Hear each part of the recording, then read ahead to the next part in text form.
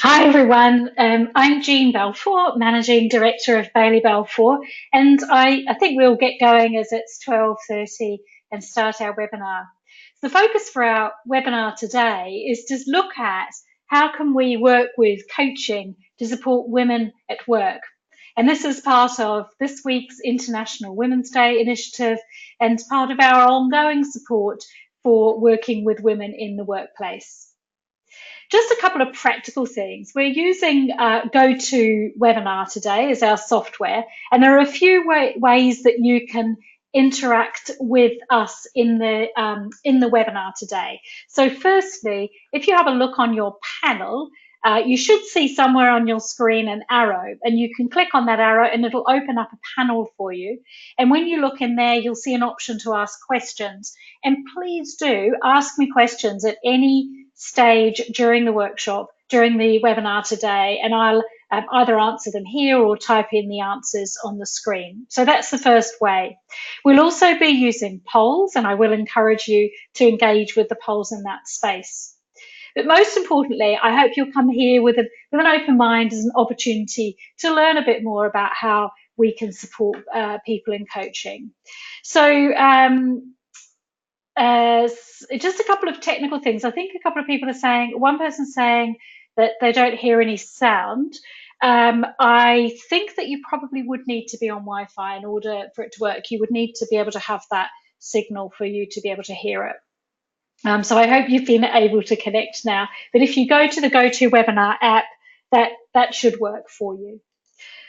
Okay, so just to say a little bit about us, for those of you who are new to Bailey Balfour, we run an organisation consultancy. We're based in Singapore. We also have an office in London, and we do four main things. We provide executive coaching.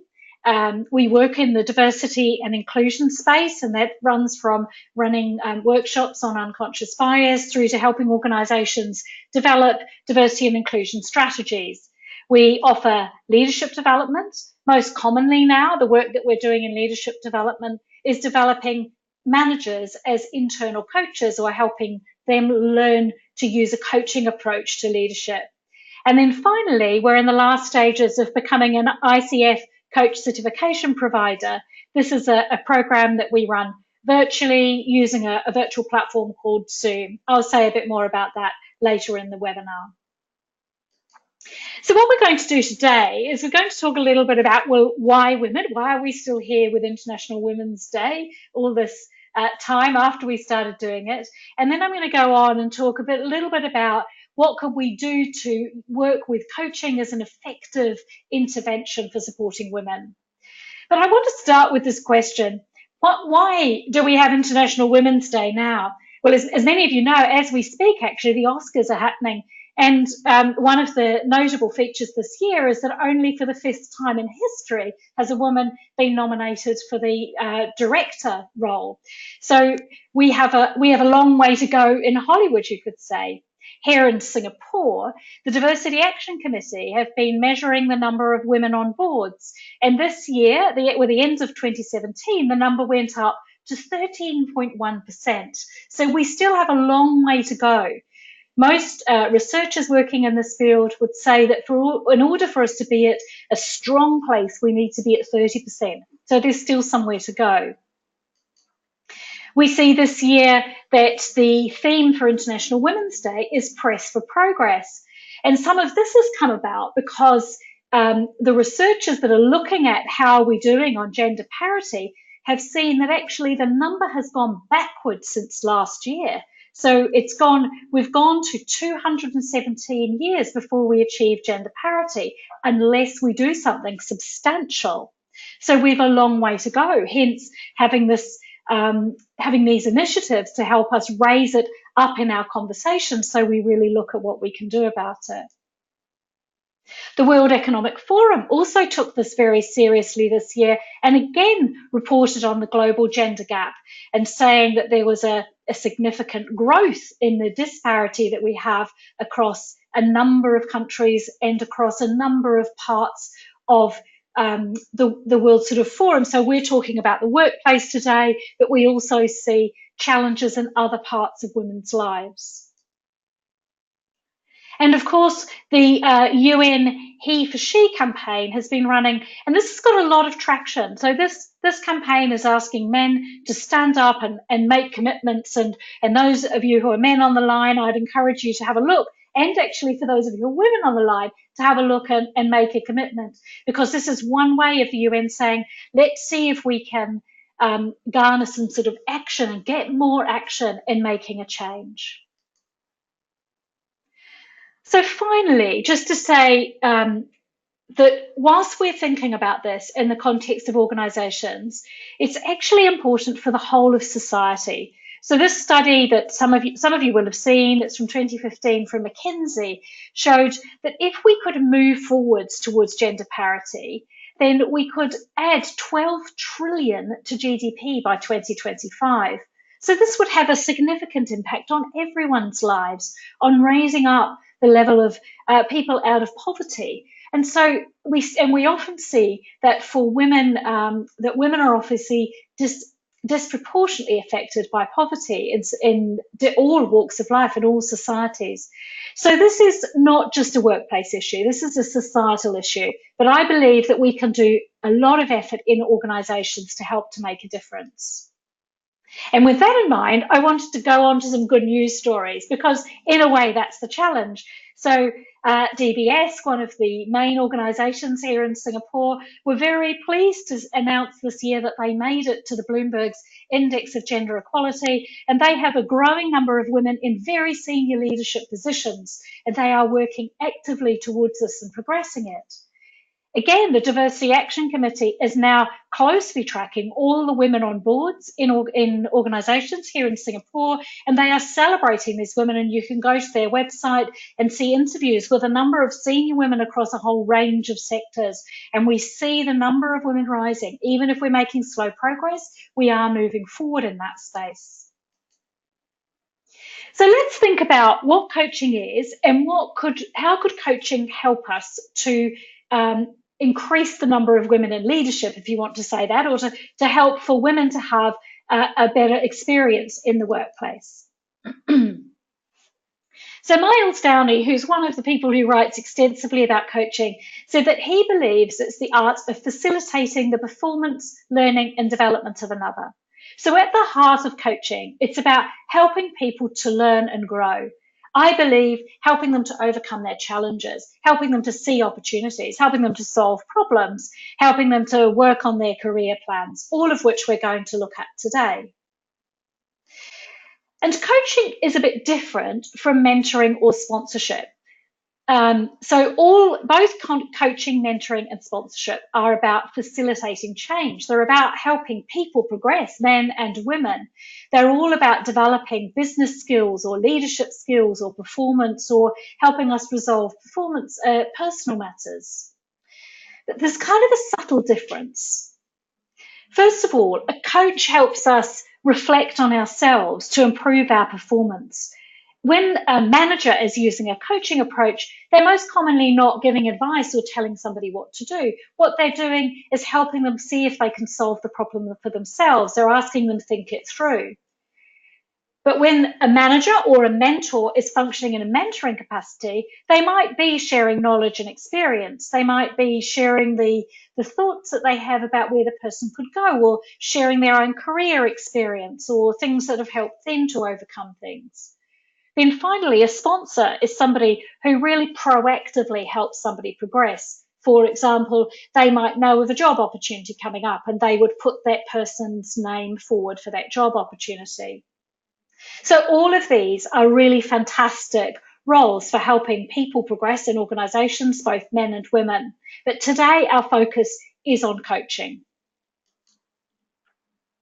And the latest research from the International Coach Federation that was done in 2016 saw a direct link between coaching and improved performance, productivity and quality. And that's what we would hope to see. We would hope that if I as a manager use a coaching approach, or we have group coaching or executive coaching, then that's going to help raise the level of performance in the organisation. But a few other significant outcomes from this. Firstly, improved relationships and teamwork. This is really important. We know that there's a correlation between workplace relationships and teamwork and improve performance. But we also see a link to that to increased employee engagement and happiness at work. We see coaching being linked to decreased stress and increased resilience. Now, I know as an executive coach myself that one of the most common issues that I work with people on now is how to increase their resilience, how to manage the complexity of our working lives. And so we see that not just having an executive coach doing this, but also managers taking a coaching approach to leadership can help to do this.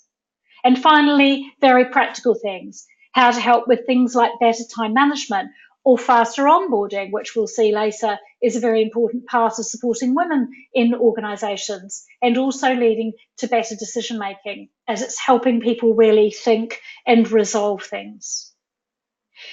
So coaching has a direct impact on the organisation's performance as well as an impact on individuals. It's a both and management intervention.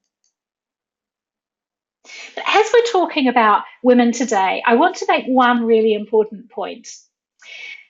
With International Women's Day, we can often find ourselves talking about how to help women progress, and we're doing exactly that in our webinar today. We're talking about how to use coaching to help women within organisations.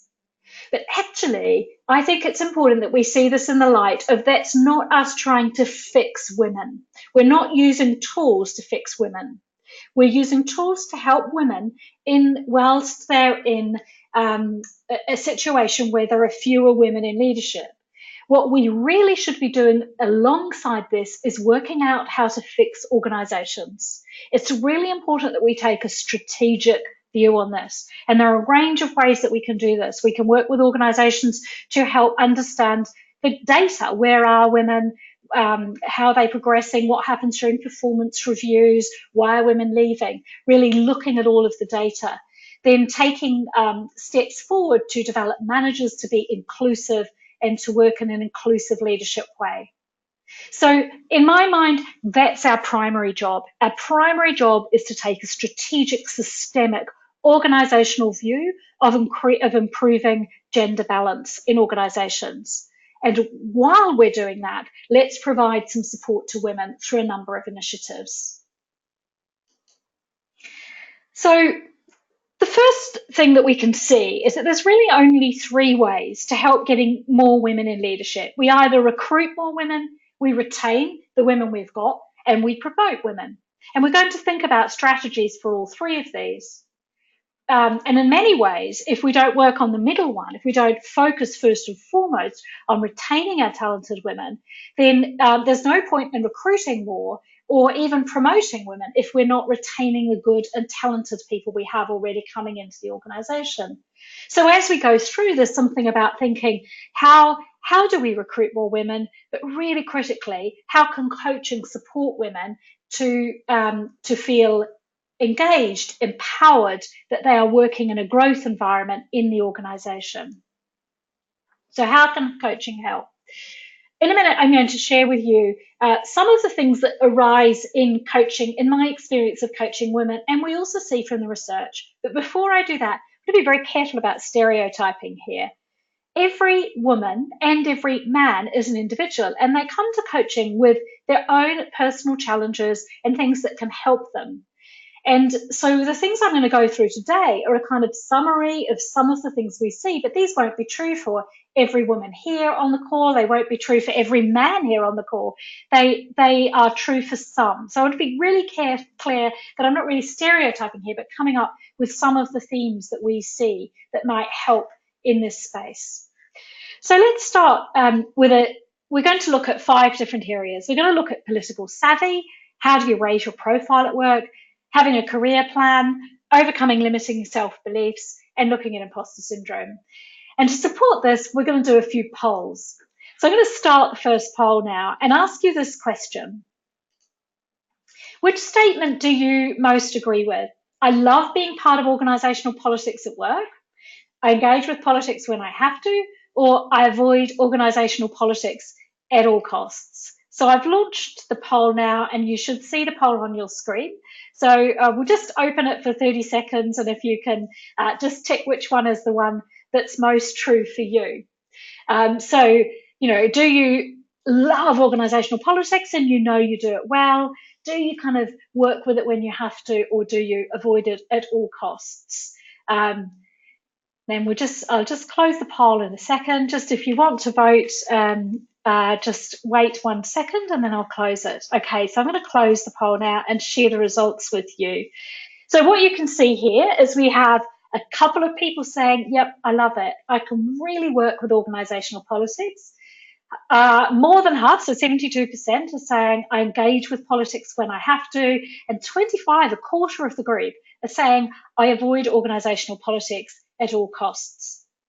Now, this is something that I see commonly in the work I do. In fact, I run a workshop on political savvy, and it's an incredibly popular workshop because often I hear people, both men and women, but I hear a greater number of women saying, I really don't like politics, so I'll do it if I have to, but actually I want to avoid it at all costs.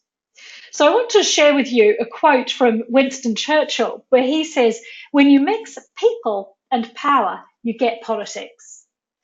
And the truth is that all organisations are political. I've worked with organisations from 6 up to 300,000, and I can tell you that in the organisation of 6 people, there's politics at play.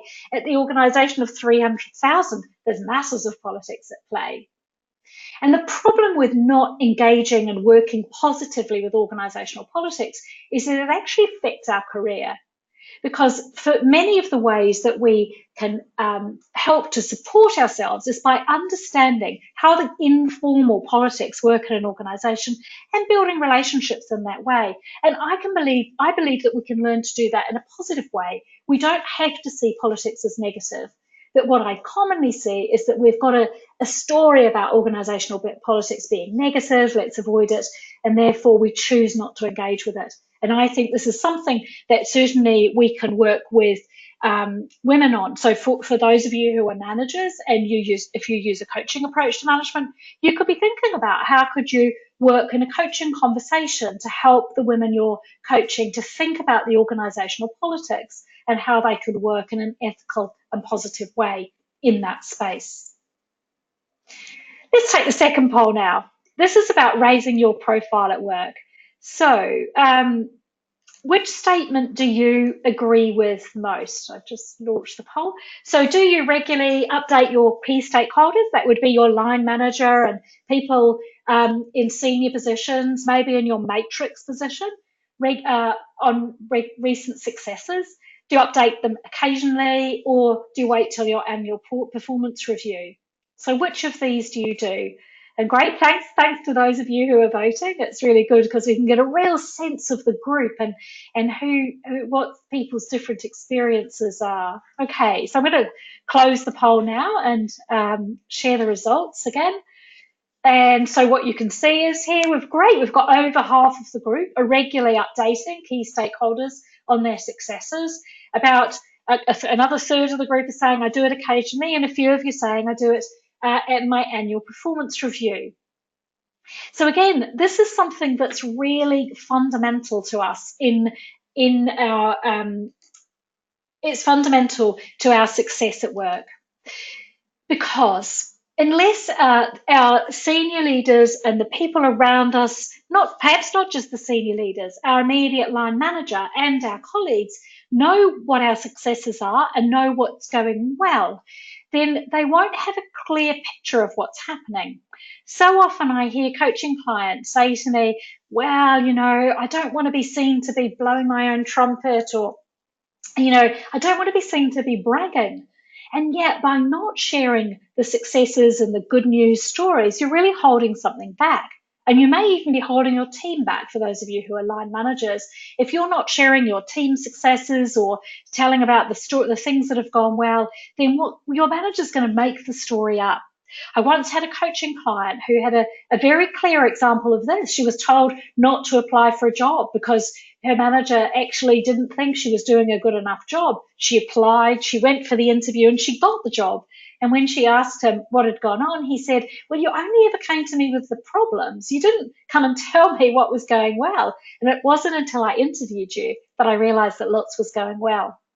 So another key strategy that for those of you who are coaching women in the workplace, you can work with to think about how are you raising your profile, how are you sharing your successes in the workplace. Okay, let's do poll 3. This is about a career plan. So let's go again. Which statement do you most agree with? Do you have a robust career plan which you revisit regularly? Do you think about your career occasionally? Or are you one of the people who really trusts that your career will look after itself and that you don't have to do that? So again, thanks for those of you who are filling the poll in. That's great. We're going to see an interesting picture here, and it's really great to get the feedback both for me and those of you on the webinar so that you can see the different perspectives of this. Thank you. Okay, so I'll close the poll and share the results. So here, great. So we've got a third of the group saying, yep, I've got a robust career plan and I revisit it regularly. About 70% of the group saying I look at it occasionally, so it's there, and very few, perhaps one or two, saying I believe my career will look after itself. So a lucky few people actually do have that approach to their career, and it does look after themselves. It does look after them, and actually I think that's fantastic and very true. However, I really strongly believe that for the rest of us, we kind of have to take some action. Now, one of the things that's become very clear about supporting women in their careers is that it's often harder for women to get into very senior leadership positions because they've not had the right experience. And so we can focus on the things we're talking about today. We can focus on raising your profile or working with organisational politics, but actually you don't get the job if you haven't got the right experience. And Inez Wishart, who works at IBM, did this really good analysis of what are the different types of experience that we need to have in our career in order to get into the most senior leadership. And she gave these 9 different headings. So let me just quickly go through them. An early stretch assignment, that would be a job that you took that was outside of your comfort zone. Working in a different environment, that might mean that you moved from marketing to HR, or from one part of the finance function to another part of the finance function that was working in a different area or with a different client, that you had some people management experience. But the rest are really tricky and really critical. So one of the things that shows up is operational experience. This is having profit and loss experience, working in a front office function. And what we sometimes see from women's careers is that they will have a front office role early in their career. So they'll be maybe in a sales role, or perhaps if you work in a financial services and a trader role at the beginning of their career. But then perhaps their caring responsibilities increase and they find it harder to sustain those roles. So they step back and work for a while in a support function role, maybe marketing or HR or the back office operational functions. Not a bad thing, a good thing to be doing. The challenge is that I think we need to help women to have a plan to move back into the front office or the P&L line when they feel that it's a good point in their personal lives and their journey to do that, so that they've got the experience to move forward. And there's also identified these other things, international and global experience. Now, critically, this doesn't actually have to mean traveling. It doesn't mean having to move overseas, but it does mean working on global projects or regional projects, making sure that you're working with colleagues outside of your hometown, home country. The corporate entrepreneur is somebody who looks at perhaps a new product and helps take it to market, or something that's come up as an initiative, or maybe working with a new regulation and helping the organisation deliver that. The change agent is taking a big change project or a small change project and leading on that. The turnaround pro, taking a bit of the business that might be not performing as well as it could and turning it around. And then the ideal would be to get to the exco. Now, I think this is really helpful. And I think in a coaching assignment, this can help us to work with somebody on their career plan and say, which bits of these experience have you got and which bits have you lacking? And how can you plan to get that kind of experience? How can you plan to have the breadth of experience that's going to help you move into a senior position? Okay, 4th poll. This is much more personal. This is about how much do I really have strong self-confidence? So I'll launch the poll now. This is asking the question, do you feel confident and believe that it's okay to make a mistake? Because actually, if you make a mistake, that doesn't affect the whole of you. Do you sometimes doubt yourself, but mostly believe you're okay? Or are you somebody who's kind of regularly worrying whether you're okay and effective in your role? So I'll just leave the poll open for a few more minutes. If anybody else wants to vote, that's great, and we can see where we are. Great. So I'll close the poll and share the results. Great. So I'm really pleased to see that about half of the group are saying, yep, I feel confident and I know it's okay to make a mistake. And that is really good news. That's really fantastic. And actually, the 51%, so we've got nearly the whole group saying, mostly I think I'm okay. Now, what's good news about this poll today is that we're seeing that for you on the line, limiting self-beliefs are not holding you back that much. They may be a little, but not that much. Now, the curious thing about self-belief is that we do see a bit of self-reporting, an increased self-reporting of women to say that sometimes self-belief holds me back. Now, as an executive coach, I also have men who come to work with me around their own self-belief. This is not just a women's issue. But I do believe that it's good for us to bring this up in coaching conversations when we're working with women to say, how are you doing? Are there any areas that you're having doubt on? And how can I work with you to help you believe that you can overcome those doubts and move forward? How can I help you to have that real strong sense of self-belief? Right, final poll. This is one that comes up in a lot of conversations, and this is the one about imposter syndrome. So, do you sometimes feel like an imposter at work? Do you all the time, or do you never feel like an imposter at work? So, our last poll that we're looking at, and see where you are. So thanks. I'll close the poll in a couple of minutes, and again, just a big thank you to you for participating in the polls. It's really good. It leaves me feeling like we've got some good interaction with the group. Great. Okay, so I'm going to share the results, and what we see is some of you saying, no, I never feel it. I know I'm competent at my job. And the bulk of you saying, sometimes I do notice it, but I can control it. And that's the key thing. I think actually the truth is, in my experience, is that for most people, imposter syndrome comes up at some stage. I once asked a group of directors, it was a mixed group of men and women, well, actually more men in the room, and I asked them to close their eyes and put their hand up if they'd ever experienced the feeling of being an imposter at work, and 2/3 of the room put their hand up. So I think it's good for us to have strategies to deal with it when we can. And it seems like most of you on the school actually do have those strategies so that you can do it. So for those of you who are not familiar with the concept of imposter syndrome, it's used to talk about an internal experience where we feel like an intellectual phony. So it's basically the statement in bold that despite academic or professional accomplishments, we experience the imposter phenomenon and persistent believing that we are not really bright or fooled somebody otherwise, and that numerous achievements which we might expect to provide ample object evidence of superior intellectual functioning do not appear to affect the imposter belief. Now, I think that it's really good to be aware of this because it helps us to kind of notice, oh, I'm feeling like an imposter here. And if we notice it, then we can control it, as most of you are in the group. And that's fantastic.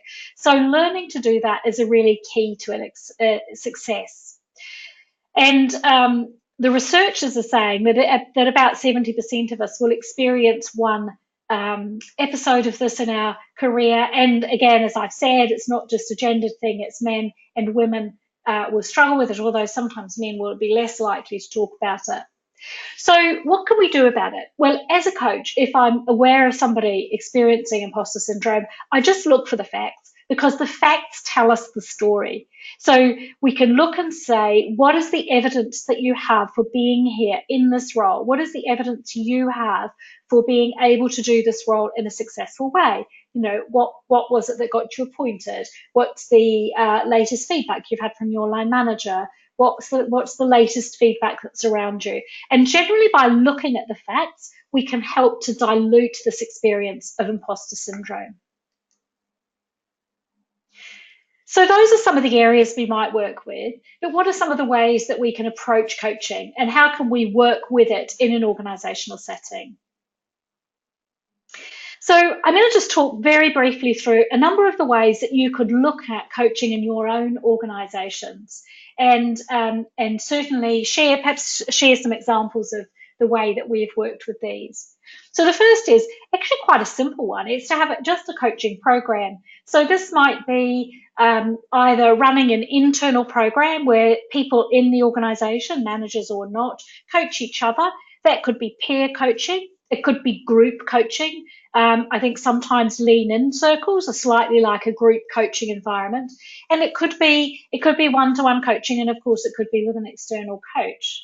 So this is where people come together either as with a coach and a coachee or in a group, and they have some coaching to help them focus on the particular challenges that they have.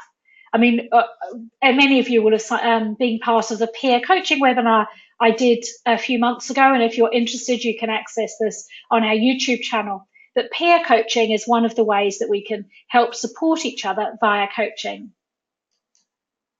Maternity or parental coaching is where we provide coaching to parents, when they're going off on extended leave for parental care.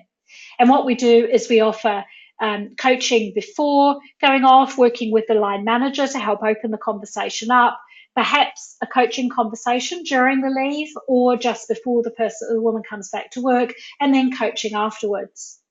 One of the observations I have is that one of the things that can go a bit awry during this period of a woman's life is the lack of ability to have an honest conversation with their line manager. And actually, quite often, line managers will say to me, "Oh, I'm a bit scared of talking about it or raising the subject." And so it's become a place where there's no honest conversation. And in many ways, what maternity coaching does is helps create a space for planning the leave and helps create a space for the line manager and the woman to have an open conversation, because that's the most important thing. The research about maternity coaching shows that it does have a direct impact on retaining women, and so that's one of the areas that we see that it is a very effective initiative in retention. Now, if you remember earlier, we talked about recruit, retain, and promote. Running programs for advancing women is another way that you can do this. So this is about having some sort of initiative. It often includes a group workshops plus coaching that supports that, either group or individual coaching that supports the workshops in that space. And there's some good research that shows that these have an impact. In fact, I was talking to a very senior woman recently, and she said, "I am a direct result of our women's programs. I would never have believed that I could get here without the program that I went on." Part of advancing women's programs is also the opportunity to hear from role models, so from senior male and female leaders in organisations, to learn and develop some of the particular skills that we see. One of the things that I do encourage, though, is not to take women away from the general leadership programs. This should be a very tailored program that is specific to women about helping women plan their career and progress. I believe that men and women should be doing the organisation's leadership programs together. We've then got coaching for women returners, or actually, in fact, for new employees. So a number of organisations, and yours may be one, are now actively seeking women who have been out of the workplace for a period of time and encouraging them to come back to work. And coaching can really support this initiative, providing an internal line manager coach or somebody who's not even their line manager, who's in another bit of the organisation, or an external executive coach to really help the woman manage this transition back to the workplace can be very powerful. The other place I think is just generally for new recruits is providing coaching, especially women coming in at senior positions where they're perhaps in a low percentage of women to men in the senior positions. I mean, I know some of the organisations I work with, there'll be some women where there's one woman and 10 men in the percentages in the most senior roles. And so during the onboarding process, providing a woman with a coach during that stage to help that entry into the organisation. The most accessible form of coaching is for line managers to be coaching and to be really working at how they use a coaching approach for men and women in organisations. I really strongly believe that this is at the heart of good organisational practice and management practice. And by helping our managers to use coaching skills can actually overcome bias and overcome barriers. And I think that this is a really core part, and perhaps in many ways the most important thing that we can do in organisations. And then finally, there's the providing of an executive coach. And this can be very targeted for specific initiatives, specific times in a woman's career, or when there are particular challenges or projects, a really focused one-on-one executive coaching. Executive coaching can also be group coaching. It can be bringing in an executive coach to work with a group of women in the organisation. And just to remind you that, of course, coaching can be virtual. So many of you will be managing people who are not in your office, not in your country, not in your region even. So don't forget that for those of you who are line managers or those of you who want to use a coaching approach, you can do this in a virtual environment. So before I go on, I just want to open up to see if anyone's got any questions that you would like to ask in the question box. So I'll just open it up so I can see it. So first of all, somebody said we've got a YouTube video on peer coaching. Yes, so the YouTube channel is our channel, and it's the Bailey Balfour YouTube channel. I'll tell you what we'll do. When we send out the email after the webinar, we'll also send a link to the YouTube channel. We'll include that in there. So thanks for your questions. Yeah. Does anybody else have any other questions that you'd like to ask about anything that I've covered in the webinar today?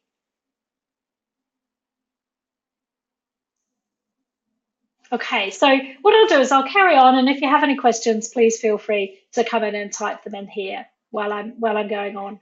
So just to say a little bit that we are, as I said earlier, in the process in the final stages of becoming an ICF coach certificated provider, and our coaching program is run across a virtual platform. So we come together using Zoom. Some of you may have experienced Zoom before. We're all on video, and we work in short virtual sessions with a lot of mix of theory and practice. And we will be starting 2 cohorts later in the year in June and July. So if you would like to think about how to become a certified coach, to develop your own coaching skills, please email us, and we can certainly share more information with you. Somebody's typed into the questions, career plan. How do we go about creating a career plan? So that's a really good question. I think what we'll do, so just in a sort of a nutshell, I think it's really good to be thinking about where do you want to be in the next 2 years or 5 years. I think quite often it's hard to know where you want to be in 5 years, but where do you want to be in the next 2 years? And perhaps looking at the types of role you want to be in. And maybe that's a sideways move, or it could be an upwards move. It could be, moving into a different part of the organisation. And then to do a bit of research and look at what are the skills, experience and knowledge that are necessary in order to be able to get into that role. Have a look at the people who are already in that role. LinkedIn provides you with some great resources to do that, and you can go and see what's the experience they have. And then it's a gap analysis, really. It's looking at where are you now, where do you need to be in order to get that role. You might want to think about who's in your network and how do you approach them, how do you talk to them about your career, or do you have the right people who can support you in that. So in a nutshell, that's how you do a career plan. Great. And somebody's asked the question, in your experience, do women respond better to having another woman as their coach, not a man? If so, why? Actually, my experience is that it's the quality of the coach, not the gender of the coach, who makes all the difference. So I myself, for example, have worked with both men and women as my own coach or in my own supportive process over the years, and it's been who was it who had the particular skill set that I thought was going to be able to help me, and could I build a connection with them? So as long as we can build a connection across the genders, it shouldn't matter whether it's a man or a woman. In fact, I'm thinking back to one of the case studies, and we saw there that so we trained both men and women, obviously, as line managers to be coaches, and it didn't appear to make any difference who was doing the coaching in that space to help. In some ways, some women will sometimes say they would prefer to have a male mentor in mentoring programs because they say that they feel that the men are amazing and might be able to help them get on. Some say they prefer to have a woman. So it's really down to the quality and the ability to build that connection. Great. Well, so happy to take any more questions if anyone has any other questions. We will get back into this is the first of our lunchtime webinars this year, so we will be running more webinars as we go through the year. Please sign up for those, join our mailing list. If you'd like to know any more about our coach program or anything that we've covered today, please let me know. We will share with you the YouTube pay channels in the email that goes out so that you can see the other webinars. They're all recorded there on that and share that with you. But if you don't have any other questions, I'd like to say thank you very much for joining, and I look forward to connecting with you in the future.